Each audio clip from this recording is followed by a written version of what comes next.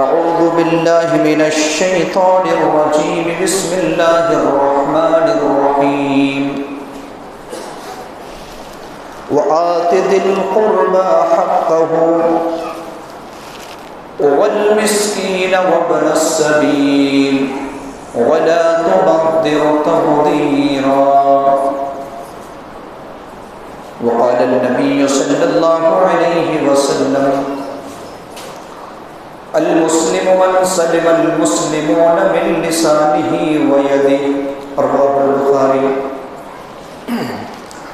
رب اشرح لي صدري ويسر لي امري واحلل عقدة من لساني يفقهوا قولي رب زدني علما آمين. معزز حاضرین جمعہ، بزرگوں، عزیز ساتھیوں، پردہ-نشین خواتین اسلامی ماں و بہنوں، حقوق العباد آج کے جمعہ خطبہ کا عنوان ہے۔ حقوق العباد کا معنی ہے بندوں کا حق۔ حق دو قسم کے ہوتے ہیں،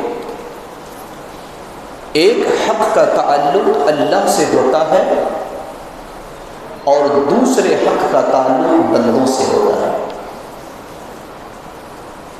جس حق کا تعلق اللہ سے ہوتا ہے اس کا نام ہے حقوق اللہ، یعنی اللہ کے حق۔ اس کی مثال ایک اللہ کی عبادت کرنا، اس کے ساتھ کسی کو شریک نہ کرنا۔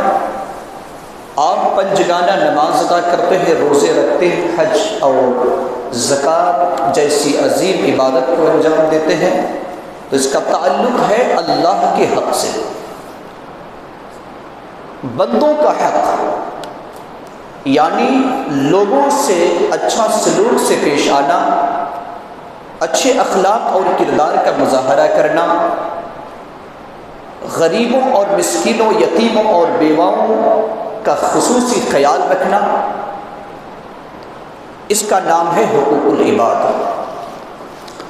آج حقوق العباد یعنی بندوں کے جو حقوق ہے اس کے بارے میں چند باتیں عرض کروں گا۔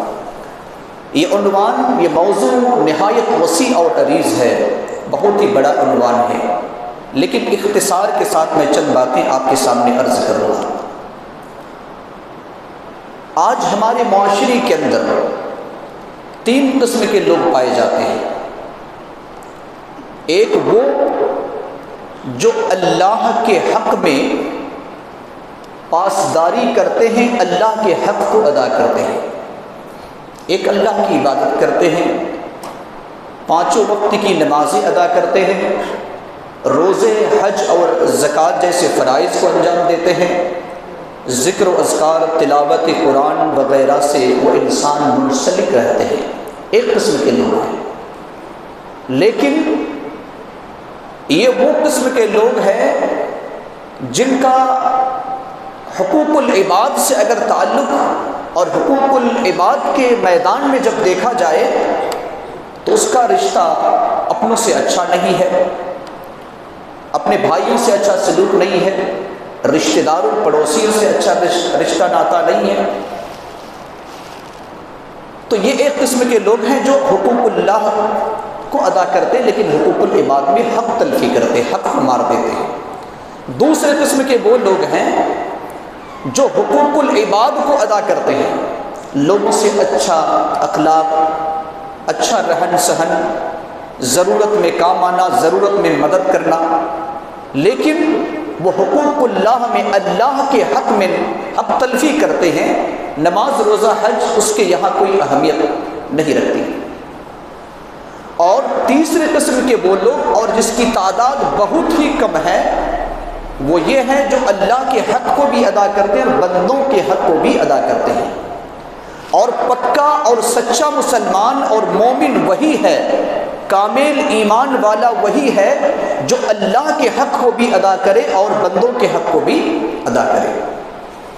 بندوں کے حق سے متعلق سب سے پہلا حق تو نبی کا ہے، دوسرا حق والدین کا ہے، لیکن میں نبی کے حقوق اور والدین کے حقوق کا تذکرہ نہیں کروں گا۔ بلکہ عام جو حقوق ہیں میں ان کا تذکرہ کروں گا۔ سب سے پہلا حق جو میں آپ کے سامنے بیان کروں گا وہ ہے رشتہ داروں کا حق۔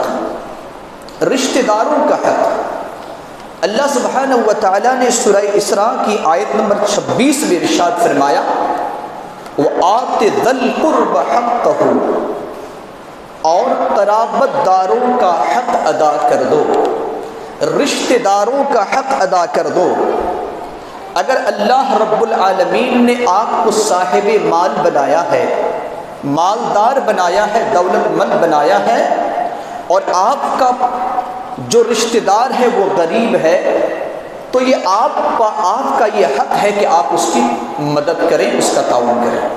اگر آپ ان کی مدد نہیں کر رہے ہیں تو ان کے حق میں حق تلفی کر رہے ہیں، اور مدد کرنے کے بعد آپ یہ نہ سوچیں کہ ہم نے اس پر احسان کیا ہے، بلکہ یہ دل میں تصور کریں کہ ہم نے اللہ نے جو حق ہم پر اتارا تھا اس حق کو ہم نے ادا کیا ہے۔ اگر کوئی انسان اس طرح سے اپنے رشتہ داروں کا حق ادا کر کے کسی وقت اگر اس کے خلاف باتیں ہو جائے تو اس کے خلاف یہ کہہ دے کہ احسان جتانے لگے کہ تم مصیبت میں پڑے ہوئے تھے اور میں نے تمہارا تعاون کیا تھا، تمہارا امداد کیا تھا، اس طرح کی اگر باتیں کرتا ہے تو گویا کہ یہ احسان جتلاتا ہے، اور یہ احسان جتلانا ایک اتنا بدترین عمل ہے کہ جو آپ نے عمل کیا ہے وہ عمل برباد ہو جائے گا۔ اس کی دلیل کیا ہے؟ اللہ رب العالمین نے سورۃ البقرہ آیت نمبر 264 کے اندر ایمان والوں سے خطاب کرتے ہوئے کہا، یا ایھا الذین آمنوا لا تبطلوا صدقاتکم بالمن والأذى، اے ایمان والوں تم احسان جتا کر اور تکلیف پہنچا کر اپنے صدقات کو، اپنے خیرات کو برباد نہ کر ڈالو۔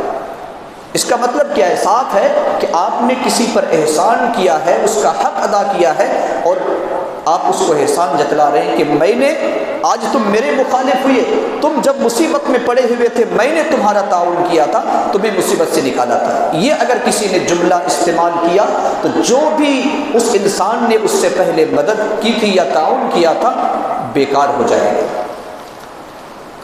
اسی طریقے سے انسان اگر کسی کا تعاون کر رہا ہے، اپنے رشتہ دار کا تعاون کر رہا ہے، تو اگر اس کے خلاف کوئی کام کر ڈالے اس کا رشتہ دار، تو انسان اس کی مدد کرنا نہ چھوڑے، کیونکہ یہ اس کا حق ہے۔ صحیح بخاری میں ایک روایت موجود ہے، 4750 نمبر کی حدیث ہے، بڑا مشہور واقعہ ہے۔ سیدہ عائشہ صدیقہ رضی اللہ تعالی عنہا کا، آپ جانتے ہیں کہ ام المومنین سیدہ عائشہ رضی اللہ تعالی عنہا پر ایک مرتبہ بدکاری کی تہمت لگائی گئی تھی۔ آپ کو معلوم ہوگا کہ ایک غزوے سے، ایک لڑائی سے واپس آ رہے تھے، اور پورا واقعہ ہے تو صفوان بن معطل سے عبداللہ ابن ابی ابن سلول جو منافقوں کا سردار تھا، اس نے بدکاری کی تہمت لگا دی۔ مدینہ میں یہ خبر زوروں سے پھیل گئی، حالانکہ اللہ رب العالمین نے سورہ نور میں 10 آیتیں سیدہ عائشہ رضی اللہ تعالی عنہا کی برآت میں، ان کی پاکیزگی میں، ان کی شان اور عظمت میں نازل کی، اور بتایا کہ عبداللہ ابن ابی ابن سلول نے جو تہمت لگائی ہے وہ تہمت بے بنیاد ہے۔ بہرحال اس تہمت میں، اس سازش میں کئی مسلمان بھی پھنس چکے تھے۔ ان میں سے ایک مسلمان جس کا نام تھا مصطح بن اساسہ رضی اللہ عنہ، اور یہ بھی پھنس چکے تھے۔ اور مصطح بن اساسہ کون تھے؟ حضرت ابو بکر صدیق رضی اللہ تعالی عنہ کے خالہ زاد بھائی تھے، یعنی خالہ کے بیٹے تھے، اور یہ غریب تھا۔ سیدنا ابو بکر صدیق رضی اللہ تعالی عنہ اس کی کفالت کیا کرتے تھے، یعنی ان کے جو گھر کے اخراجات کون دیا کرتے تھے؟ ابو بکر۔ اب الزام کس پر ہے؟ عائشہ پر۔ عائشہ کون؟ ابو بکر کی بیٹی۔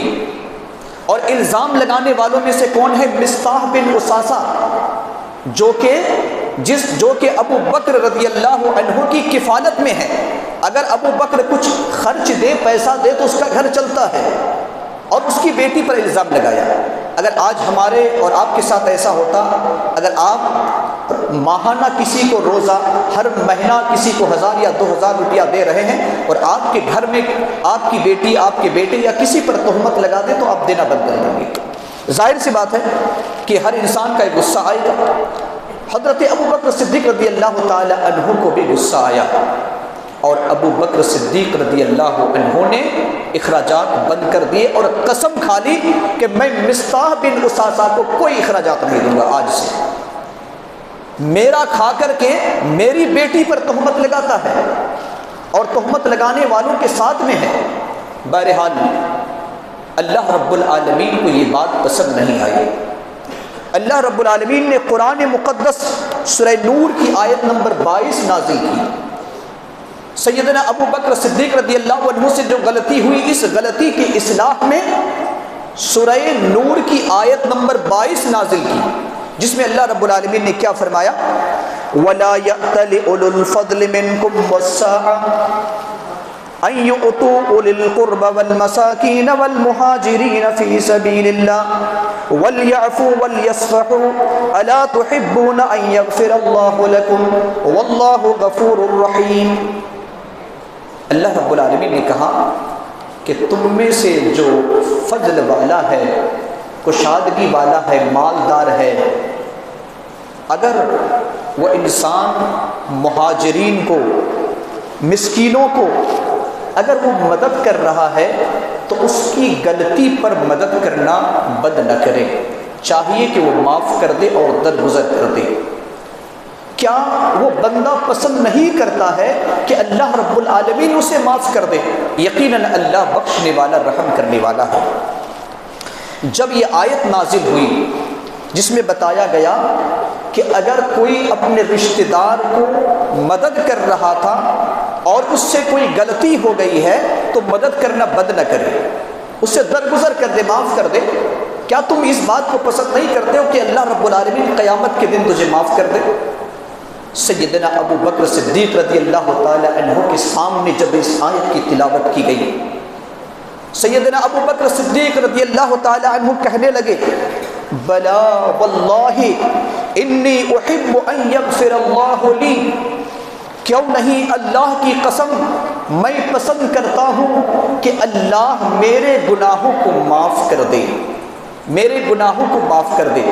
قیامت کے دن سب سے بڑی کامیابی تو یہی ہے کہ انسان کو رب کہہ دے کہ اے بندہ تو نے جو کچھ بھی کیا ہے آج میری طرف سے تمہیں مغفرت کا اعلان ہے، میں تجھے معاف کر رہا ہوں۔ سیدنا ابو بکر صدیق رضی اللہ تعالی عنہ فرماتے ہیں کہ قیامت کے دن جب اللہ رب العالمین اپنے عرش پر مستوی ہوگا اور عوام سے اعلان کرے گا اے ابو بکر میں نے تجھے تمہارے گناہوں کو معاف کر دیا، اس سے بڑھ کر اور کوئی کامیابی نہیں ہو سکتی ہے۔ اور آج ہم بھی یہی سوچتے ہیں، ہم بھی یہی چاہیں، یہی دل میں تمنا رکھیں کہ جب رب عرش پر قائم ہو، عدالت کی کرسی پر فائز ہو اور لوگوں کا فیصلہ کر رہا ہو، بندوں سے کہہ دے، ہم تمام لوگوں سے کہہ دے اور ہم اور آپ دعا کریں کہ اللہ رب العالمین صرف اتنا کہہ دے، صرف اتنا کہہ دے کہ اے بندہ تو نے جو کچھ کیا ہے کر لیا، لیکن میری طرف سے تجھے مغفرت اور بخشش کا اعلان ہے۔ یہ اگر اللہ کی طرف سے اعلان ہو جائے تو یاد رکھے کہ کوئی بھی انسان، کوئی بھی طاقت، کوئی بھی چیز اس انسان کو جنت میں جانے سے روک نہیں سکتی۔ بہرحال جب یہ آیت نازل ہوئی تو ابو بکر صدیق رضی اللہ تعالیٰ عنہ نے کہا کہ میں تو پسند کرتا ہوں کہ اللہ میری مغفرت کر دے۔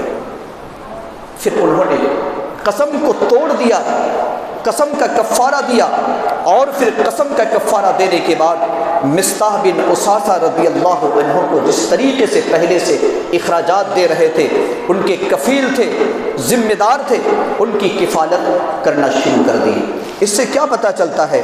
اس سے یہ پتہ چلتا ہے کہ اگر آپ اپنے رشتہ دار کا تعاون کر رہے تھے، مدد کر رہے تھے، اور اس رشتہ دار نے آپ کے خلاف کوئی کام کر دیا ہے تو اس خلاف ورزی کرنے کی وجہ سے آپ ان کا تعاون کرنا بد نہ کریں۔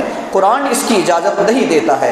اگر کوئی انسان بد نہیں کرتا ہے تو اللہ رب العالمین اس بندے کی قیامت کے دن مغفرت فرمائے گا۔ دوسرا حق ہے پڑوسیوں کی۔ حقوق العباد میں بندوں کے حق میں دوسرا حق پڑوسیوں کے۔ قرآن مقدس سورۃ النساء آیت نمبر 36 میں اللہ رب العالمین نے فرمایا والجار ذی القربى والجار الجنب والصاحب بالجنب۔ اس میں 3 قسم کے پڑوسیوں کا ذکر ہے۔ آپ سورۃ النساء آیت نمبر 36 پڑھیے تو یہاں پر 3 قسم کے پڑوسیوں کا ذکر ہے۔ پہلا وہ پڑوسی جو رشتہ دار ہو، دوسرا وہ پڑوسی جو اجنبی ہو، تیسرا وہ پڑوسی جو عارضی ہو۔ رشتہ دار پڑوسی جو آپ کے گھر کے قریب میں رہنے والا ہو اور آپ کا رشتہ دار ہے۔ اجنبی پڑوسی جو آپ کے گھر کے قریب رہتا ہو لیکن آپ کا رشتہ دار نہ ہو۔ عارضی پڑوسی وہ شخص ہے جب آپ سفر کر رہے ہیں، بس میں، ٹرین میں، ہوائی جہاز میں، اور آپ کے بازو والی سیٹ میں بیٹھا ہوا ہے، وہ بھی آپ کا عارضی پڑوسی ہے۔ لہٰذا اللہ رب العالمین نے فرمایا چاہے رشتہ دار پڑوسی ہو، چاہے اجنبی پڑوسی ہو یا عارضی پڑوسی ہو، سب کے ساتھ اچھا سلوک کرنا، اچھے اخلاق سے پیش آنا، ایسے کردار سے پیش آنا کہ تمہارے کردار کو دیکھ کر وہ تمہاری طرف متاثر ہو جائے۔ اگر کوئی انسان اپنے پڑوسی کو پریشان کرتا ہے، ستاتا ہے، چاہے وہ رشتہ دار پڑوسی ہو، چاہے وہ اجنبی پڑوسی ہو یا بازو میں سفر کرنے والا پڑوسی ہو، اگر پریشان کرتا ہے، اللہ کے رسول صلی اللہ علیہ وسلم کیا فرماتے ہیں؟ صحیح بخاری 6016 نمبر کی حدیث ہے۔ آپ صلی اللہ علیہ وسلم نے فرمایا واللہ لا یؤمن، واللہ لا یؤمن، واللہ لا یؤمن۔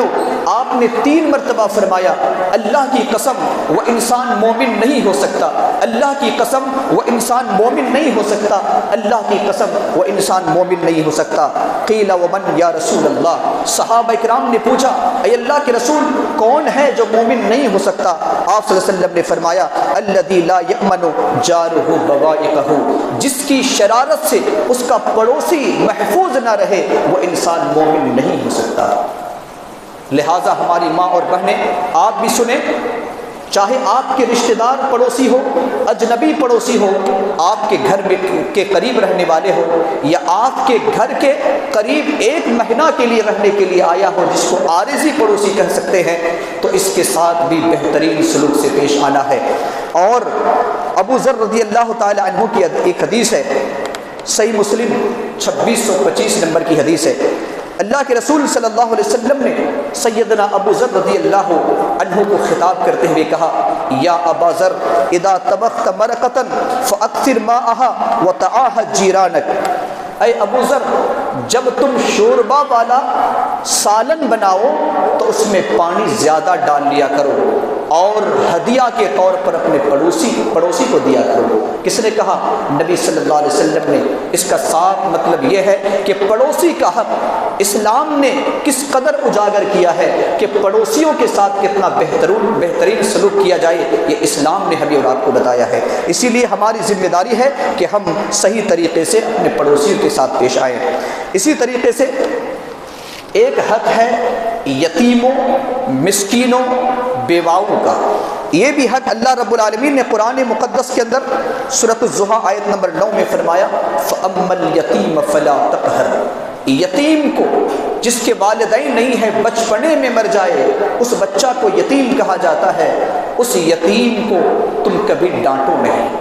اللہ کے رسول صلی اللہ علیہ وسلم نے فرمایا، صحیح بخاری 6005 نمبر کی حدیث ہے، آپ صلی اللہ علیہ وسلم نے فرمایا کہ اگر کوئی بندہ یتیم کے ساتھ اچھا سلوک کرتا ہے اس کی کفالت کرتا ہے، اس کی ذمہ داری کو سمجھتے ہوئے، اس کا حق سمجھتے ہوئے اگر کفیل بن جاتا ہے تو بروز قیامت میں اور یتیم کا پالنے والا ایسا رہوں گا۔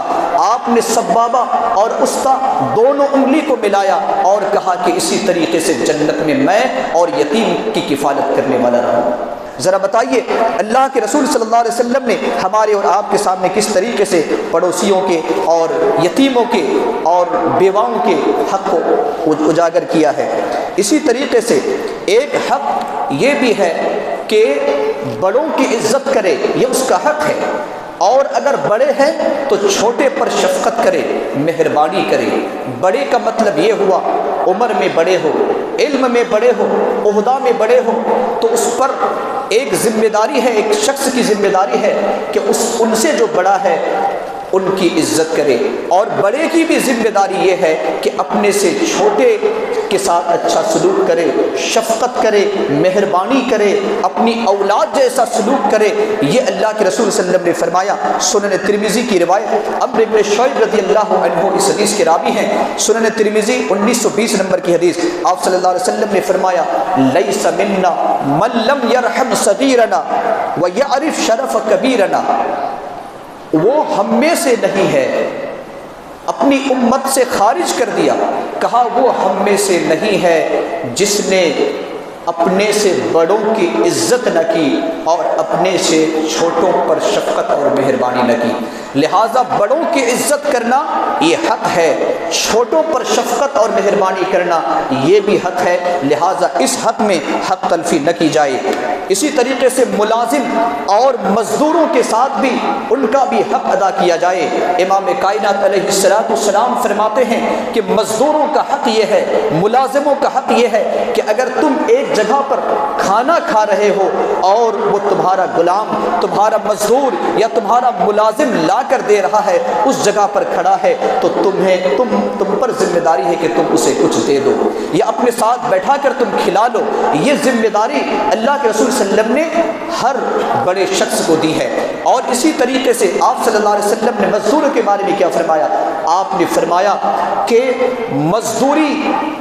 مزدور جب مزدوری کرتا ہے اور اس کے جسم سے جو پسینے نکلتے ہیں، یہ پسینے نکلنے سے پہلے اس کی مزدوری دے دیا کرو، اس کی اجرت دے دیا کرو، اس کو مت اس طریقے سے ہیلا اور بہانہ کر کے اس کے پیسے کو مت مار لیا کرو۔ یہ اللہ کے رسول صلی اللہ علیہ وسلم نے فرمایا۔ اور نبی صلی اللہ علیہ وسلم نے یہ بھی فرمایا کہ اگر کوئی بندہ اس طرح کرتا ہے تو میں اس مزدور کی طرف سے قیامت کے دن میں اس مزدور کی طرف سے وکیل بنوں گا اور اس کے خلاف میں اللہ کی عدالت میں اس طریقے سے باتیں پیش کروں گا کہ اے اللہ، اس بندے کو مزدوری میں رکھتے ہوئے اس کی اجرت میں حق تلفی کی تھی، اس کی اجرت اور مزدوری کو نہیں دیا تھا، میں اس کا ضامن بنوں گا، میں اس کا وکیل بن کر کے اللہ کی عدالت میں عرضی رکھوں گا۔ لہٰذا ملازموں اور مزدوروں کے ساتھ اچھا سلوک کیا جائے۔ ایک حق ہوتا ہے عام مسلمانوں کا حق ہوتا ہے۔ وہ کیا ہوتا ہے؟ صحیح مسلم 2162 نمبر کی حدیث ہے، بہت ہی مشہور حدیث۔ اللہ کے رسول صلی اللہ علیہ وسلم فرماتے ہیں کہ حق المسلم علی المسلم ست، ایک مسلمان کا دوسرے مسلمان پر 6 حقوق ہیں۔ جو بھی کلمہ گو مسلمان ہے، ایک کا دوسرے پر 6 حقوق ہیں۔ کیا؟ قیل ما ہن یا رسول اللہ، کہا گیا اللہ کے رسول صلی اللہ علیہ وسلم وہ 6 حقوق کیا ہیں؟ آپ صلی اللہ علیہ وسلم نے کہا اذا لقیتہ فسلم، جب تم ان سے ملاقات کرو تو سلام کرو، پہلا حق۔ دوسرا وَإِذَا دَعَاكَ فَأَجِبْهُ، جب وہ تمہیں شرعی دعوت دے تو تم اس دعوت کو قبول کرو۔ نمبر 3 وَإِذَا اسْتَنصَحَكَ فَانصَحْ لَهُ، جب وہ تم سے خیر خواہی طلب کرے، مشورہ طلب کرے تو تم اسے اچھا مشورہ دو۔ وَإِذَا عَطَسَ فَحَمِدَ اللَّهَ فَصَمِّتْهُ، چوتھا حق یہ ہے کہ اگر کوئی تمہارا بھائی چھینک رہا ہو اور الحمدللہ کہہ رہا ہو تو اس کا جواب میں یرحمک اللہ کہو۔ پانچواں حق وَإِذَا مَرِضَ فَعُدْهُ، جب تمہارا بھائی بیمار پڑ جائے تو اس کی مزاج پرسی کے لیے، اس کی عیادت کے لیے جایا کرو۔ چھٹا اور آخری حق، وَإِذَا مَاتَ فَاتَّبِعْهُ، جب تمہارا بھائی مر جائے تو اس کے پیچھے چلو، اس کی نماز جنازہ میں شریک ہو، تجہیز اور تکفین میں شرکت کرو۔ یہ اللہ کے رسول صلی اللہ علیہ وسلم نے عام مسلمانوں کے 6 حقوق بتائے ہیں، لہٰذا ان حقوق میں ہم اور آپ حق تلفی نہ کریں۔ اسی طریقے سے مہمانوں کے بھی حقوق ہے، اور کسی معاملہ میں اگر بلایا جائے فیصلے کے لیے تو انصاف کے دامن کو تھامتے ہوئے صحیح فیصلہ کریں، یہ بھی ایک مسلمان کا حق ہے۔ خرید و فروخت کے معاملہ میں صحیح طریقے سے پیش آئیں، یہ ایک مسلمان کا حق ہے۔ خندہ پیشانی اور مسکراتا ہوا چہرہ ایک دوسرے سے ملے، یہ بھی ایک مومن کا حق ہے۔ اور مسلمان پر ضروری ہے کہ اپنی ذات سے کسی کو تکلیف نہ پہنچائے، کسی کو ایذا رسانی نہ کرے۔ اللہ کے رسول صلی اللہ علیہ وسلم نے فرمایا، صحیح بخاری حدیث نمبر 10 کے اندر موجود ہے، آپ صلی اللہ علیہ وسلم نے فرمایا کہ آپ صلی اللہ علیہ وسلم نے ایک مرتبہ فرمایا، کسی نے پوچھا کہ بہترین مسلمان کون ہے؟ آپ صلی اللہ علیہ وسلم نے فرمایا، المسلم من سلم المسلمون باللسانہ یدی، مسلمان وہ ہے جس کی زبان اور جس کے ہاتھ سے دوسرا مسلمان محفوظ رہے، لہٰذا زبان اور ہاتھ کا صحیح استعمال کرے۔ آخری بات کہہ کر اپنی بات کو ختم کرنا چاہتا ہوں کہ اگر کسی نے بندوں کے حق میں حق تلفی کی تو اس کا نقصان کیا ہوگا؟ صحیح مسلم 2581 نمبر کی حدیث ہے، 2581 نمبر کی حدیث۔ اللہ کے رسول صلی اللہ علیہ وسلم نے ایک مرتبہ اپنے صحابہ اکرام کے سامنے پوچھا، اے میرے ساتھیوں، ذرا بتاؤ کہ میری امت کا مفلس کون ہے، کنگال کون ہے، ضرورت مند اور حاجت مند کون ہے، کون فقیر ہے؟ اللہ کے رسول صلی اللہ علیہ وسلم نے جب یہ سوال کیا، آج بھی اگر یہ سوال کیا جائے تو ہم یہی کہیں گے، جس کے پاس مال نہ ہو، جس کے پاس دولت نہ ہو، جس کے پاس پیسے نہ ہو، وہ فقیر ہے، وہ محتاج ہے۔ صحابہ اکرام نے کہا، اے اللہ کے رسول، جس کے پاس درہم اور دینار نہ ہو، کیونکہ اس دور میں درہم اور دینار چلتے تھے۔ کہا کہ اللہ کے رسول، ہم میں سے مفلس وہ ہے جس کے پاس درہم اور دینار نہ ہو، آج کا زمانہ ہوتا تو روپیے پیسہ نہ ہو۔ اللہ کے رسول صلی اللہ علیہ وسلم نے فرمایا، میری امت کا فقیر وہ نہیں، مفلس وہ نہیں، بلکہ میری امت کا مفلس تو وہ ہے، قیامت کے دن جب آئے گا، نیکیاں نمازوں کی بہت ہوگی، روزے کی بہت نیکیاں ہوں گی، حج اور زکوٰۃ کی بہت سی نیکیاں ہوں گی، حقوق اللہ کی بہت سی نیکیاں ہوں گی، لیکن حقوق العباد میں بندوں کے حق میں حق تلفی کی ہوگی، اسی کو مارا ہوگا، کسی کو قتل کیا ہوگا، کسی پر بہتان لگایا ہوگا، کسی پر ظلم کیا ہوگا، کسی کے مال کو چھین لیا ہوگا۔ اللہ کے رسول صلی اللہ علیہ وسلم فرماتے ہیں کہ یہ سارے لوگ اس مجرم کو لے کر کے رب کی عدالت میں آئیں گے اور کہیں گے، اے اللہ، اس نے مجھے مارا تھا، اس نے مجھ پر ظلم کیا تھا، اس نے میری بہتان بازی کی تھی، اس نے میرے مال کو چھین لیا تھا، اس نے خون بہایا تھا۔ اللہ کے رسول صلی اللہ علیہ وسلم فرماتے ہیں کہ چونکہ وہاں پر معاوضہ کے طور پر، بدل کے طور پر کوئی چیز نہیں رہے گی، بلکہ اس بندے کی بہت سی نیکیاں ہوں گی، نماز، روزے، حج، زکوٰۃ اور حقوق اللہ کی بہت سی نیکیاں ہوں گی۔ اللہ کے رسول صلی اللہ علیہ وسلم فرماتے ہیں کہ ان کی نیکیاں کو کاٹ کر کے اسے دی جائے گی، ایک ایک کر کے سب بندہ کو نیکیاں دی جائے گی، یہاں تک کہ ایسا بھی شخص رہے گا کہ ابھی وہ کہے گا کہ میرے ساتھ ایسا برا سلوک کیا تھا، اب اس کے پاس کوئی نیکی نہیں ہوگی، اس کے پاس کوئی نیکی نہیں ہوگی۔ اب اللہ رب العالمین کہے گا کہ تمہارے پاس کوئی نیکی نہیں ہے، لہذا اس بندے کے گناہ کو تمہارے سر میں، تمہارے اکاؤنٹ میں ڈالا جاتا ہے اور تمہیں اس کی وجہ سے جہنم میں ڈال دیا جاتا ہے۔ ذرا غور کیجئے، اگر ہم نے اللہ کے حق میں پاسداری کی ہے، اللہ کے حق کو ادا کیا ہے، بندوں کے حق میں اگر حق تلفی کی ہے، تو یاد رکھیں قیامت کے دن اللہ رب العالمین ہمیں بخشے گا نہیں، معاف نہیں کرے گا۔ اسی لیے تو اللہ کے رسول صلی اللہ علیہ وسلم کے سامنے کسی میت کو لایا جاتا نماز جنازہ کے لیے، آپ کا صرف ایک سوال ہوتا، سوال یہ ہوتا کہ اس بندہ کا کسی پر کوئی قرض ہے کیا، یعنی اس بندہ نے کبھی قرض لیا تھا کیا؟